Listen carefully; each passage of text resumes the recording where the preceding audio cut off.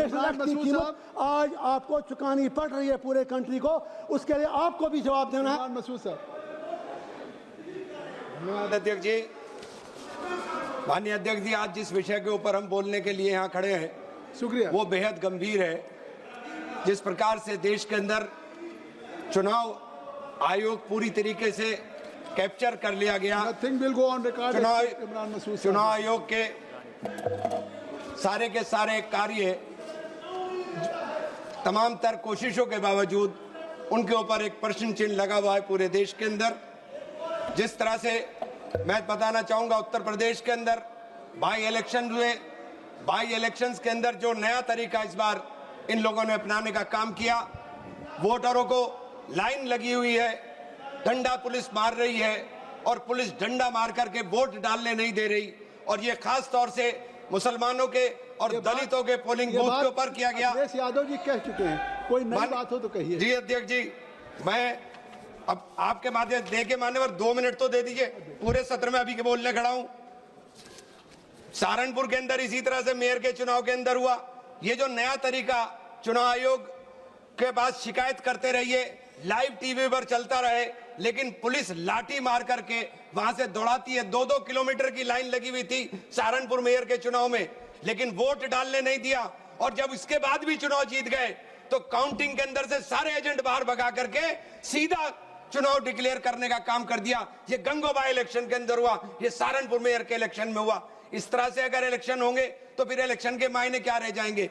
SIR के अंदर आज जिस तरीके से मैपिंग के नाम के ऊपर 2003-2025 को मैपिंग करने के नाम के ऊपर खास तौर से टारगेट करके दलित के और मुसलमान के वोटों को काटा जा रहा है, फिर इस चुनाव का महत्व क्या रह जाएगा, इस चुनाव बचेगा क्या। जिस लोकतंत्र का सपना बाबा साहेब भीमराव अम्बेडकर ने देखा कि जब अंतिम छोर पर बैठे हुए व्यक्ति को न्याय मिलना चाहिए और उसके हाथ में ताकत होनी चाहिए, वही देश का राजा पैदा करने का काम करेगा। राजा अब रानी की कोख से पैदा नहीं होगा। उस सपने को चकनाचूर कर दिया मान्यवर। आज अंतिम छोर पर बैठा हुआ व्यक्ति रो रहा है और सोच रहा है कि उसके अधिकारों का अतिक्रमण और हनन होने का काम हो रहा है।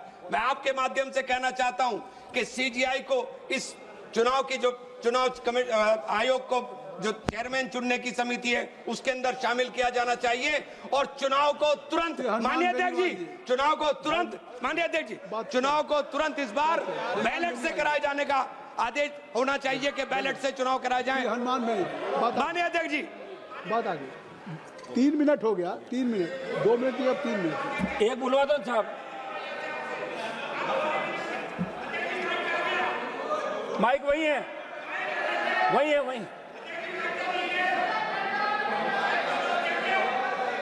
एक मिनट करें, अब बोलूं कैसे तो बोलो शुरू करो सब जो दे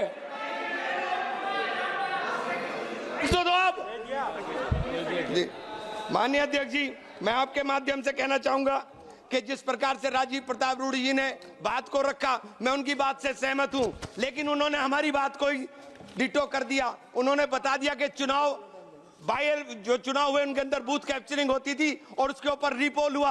अब रिपोल की बात नहीं होती, अब पोल ही नहीं करने देते तो रिपोल कहां से करेंगे। आज तो जो राहुल जी ने सवाल उठाया है उसका सबसे बड़ा सवाल है कि चुनाव आयोग। सभापति महोदय, मैं आपको धन्यवाद दूंगा कि चुनाव सुधार पर जो चर्चा हो रही देश के अंदर पार्लियामेंट में, उस पर आपने मुझे